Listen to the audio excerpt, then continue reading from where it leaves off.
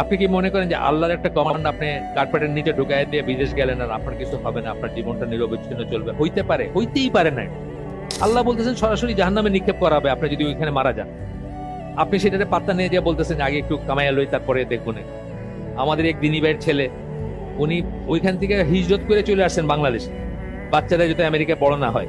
সেই ছেলে ওনারে না জানায় আমেরিকান এম্বাসিতে গিয়া আমেরিকান পাসপোর্ট করে আমেরিকা চলে গেছে। প্লেনে উঠা বাবার একটা ফোন করছে যে আব্বা আমি চললাম। বুঝছেন? আমরা মনে করি আল্লাহর কথা মানে আচ্ছা ঠিক আছে শুনবো আর কি, মানে চিন্তা করব পরে। এই যে বিদেশ যাওয়া নিয়ে বলতে বলতে আমরা মুখে ফেনা তুলে ফেললাম। যারা যাচ্ছেন একদম বেস্ট অফ দ্য বেস্ট দিন পালন করা মানুষ যাচ্ছেন। আপনি কি মনে করেন যে আল্লাহর একটা কমান্ড আপনি কার্পেটের নিচে ঢুকাই দিয়ে বিদেশ গেলেন আর আপনার কিছু হবে না, আপনার জীবনটা নিরবচ্ছিন্ন চলবে? হইতে পারে, হইতেই পারে না, পসিবলই না এটা। তাহলে আপনার আল্লাহ বিশ্বাসী নাই।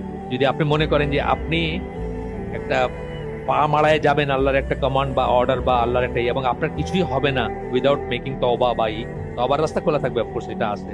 অবুঝ ভাবে আমরা না জানতে কিছু করতে পারি, হইতেই পারে না এটা। আল্লাহ বলতেছেন সরাসরি জাহান্নামে নিক্ষেপ করা হবে আপনি যদি ওইখানে মারা যান। আপনি সেটাতে পাত্তা নিয়ে যে বলতেছেন আগে একটু কামাইয়া লই তারপরে দেখবো না। ভালো ভালো ছেলেরা, বুয়েটের আমার একটা পরিচিত ছেলে গেছে, কল্পনা করতে পারি না যে সে কোনদিন যাবে। তার ওয়াইফ পারলে ডেলি কান্দে যে বাচ্চা হয়েছে ওইখানে, ওইটা তো আমেরিকান বাচ্চা, এবং আমেরিকান বাচ্চা হইলে যদি কোনোভাবে সে জানে তো সে তার রাস্তা বাইর করে নিতে পারবে।